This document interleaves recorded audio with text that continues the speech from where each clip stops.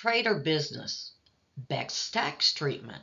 Operating losses deductible against other income, and capital gains may be deferred by installment sale. When it's investment, passive investment, which limits the deductible losses, may deduct depreciation but must recapture at the sale. Capital gains treatment have a lower tax rate. There are two types of capital gain treatment. Short-term gain if the property was held for 1 year or less. Gain is taxed at the taxpayer's rate. Long-term gain, if the property is held for more than a year, the maximum tax rate is 15% for taxpayers earning less than $425,800 and 20% for taxpayers earning more than those amounts. High earners pay an additional 3.8% net investment income tax, and the capital loss, an investor can deduct a maximum of $3,000 annually. When it comes to installment sales, the reporting of the gain is automatic for the seller who finances the sale. The seller may elect to pay taxes on the entire gain in the year of the sale. Any depreciation taken must be recaptured in the year of the sale, and losses may not be deferred. Like-kind exchanges. Real estate that's held for investment or used in a business may be exchanged for like-kind properties. The realized gain may be deferred until the sale of the new property. The like-kind exchange is a method of choice for investor because it avoids taxes. Section 1031 allows traders to set up a deferred exchange for properties not yet available. A basic investor situation: you have existing asset portfolio, reviewing liabilities, contingent liabilities, the risk preferences, the earning potential, real estate management capability, specific investment goals, and the investor's experience, reputation, or ego. Basic property characteristics is return, risk level, and that's business risk, financial risk, capital risk, regulatory risk, and inflation risk, and liquidity. Determining rent, you have area determination, determining the base rent to charge, the percentage or overage rent, rental concessions, expense stops, pass-through expenses, reimbursable versus non-reimbursable expenses, expense caps, and pro rata expenses. BOMA area measurement of standards. The gross floor area is the total building area measured from the outside walls. Rentable area is all the area inside the tenant's space. Occupant area is the area inside the tenant's space that the tenant uses. Rentable is rentable area, usable area, and that equals load factor. Load factor is occupant area times load factor equals space for rent calculation. Types of leases include gross lease, where the landlord pays all the expenses, a percentage lease, where the retail tenants they pay a base rent plus a percentage of the sales over a preset threshold.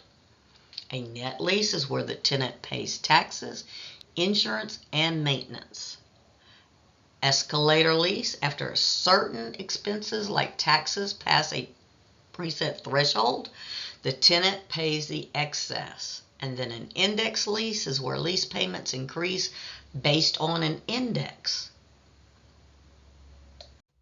Options of a lease: renewal option, expansion option, first right of refusal, right of the first offer, and termination offer. When talking about the site description, land that is ready for a building is a site.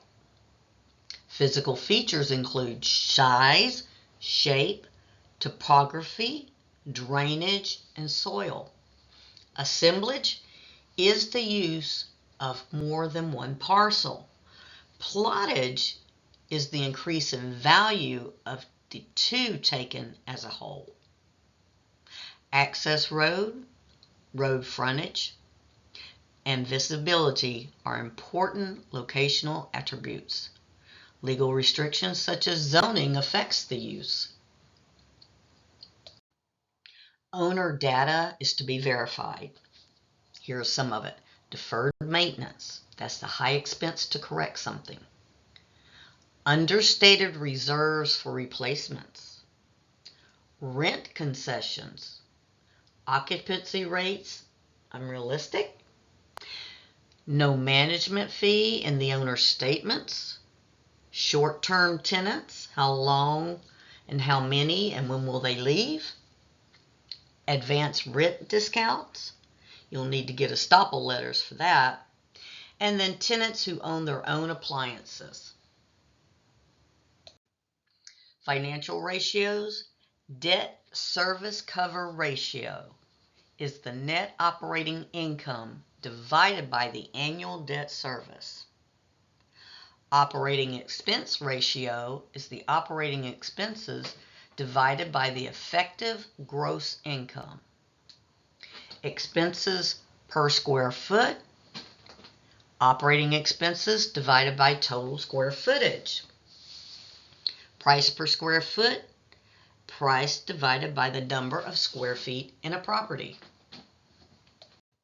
Break-even ratio is operating expenses minus reserves plus annual debt service. Potential gross income. Equity dividend rate before tax cash flow divided by equity. Capitalization rate is your net operating income divided by value. Loan constant is the monthly payment divided by the loan amount.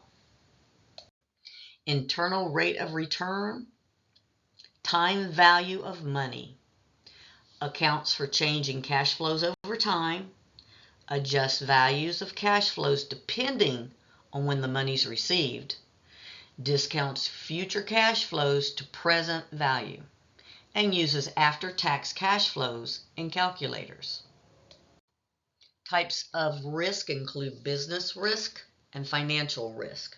There are two types of business risk: static risk and dynamic risk. Static risk is from fire, flood, and theft, and one can protect themselves with insurance. Dynamic risk comes from economic changes, tax code changes, and the like. That cannot be insured and requires due diligence before purchasing. Then you have your financial risk, and that's basically mortgage payments increase the risk.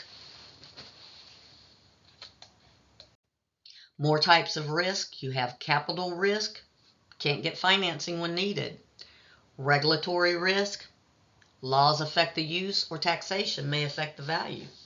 And then inflation risk, return rates must increase at least as much as inflation.